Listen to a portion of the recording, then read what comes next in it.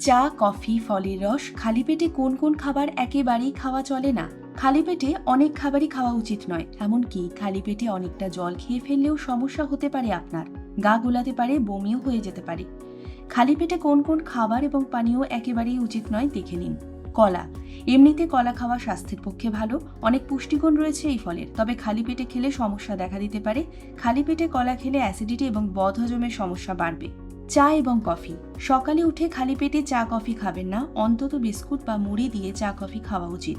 খালি পেটে চা কফি খেলে তীব্র অ্যাসিডিটির সমস্যা দেখা দিতে পারে, তার থেকে গ্যাস এবং বদহজমের সমস্যাও হতে পারে।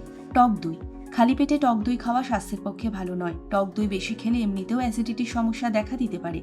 টক দই খালি পেটে খেলে গ্যাসের সমস্যা দেখা দেবে, পেটে ব্যথাও হতে পারে। ভিটামিন সি সমৃদ্ধ সাইট্রাস ফ্রুটস খালি পেটে খাওয়া উচিত নয় একবারেই।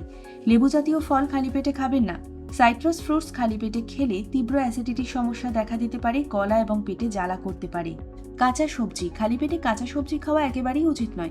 আসলে কখনোই কাঁচা সবজি খাওয়া স্বাস্থ্যের পক্ষে ভালো না। কাঁচা সবজিতে ফাইবারের পরিমাণ খুব বেশি, তাই গ্যাসের সমস্যা বাড়তে পারে।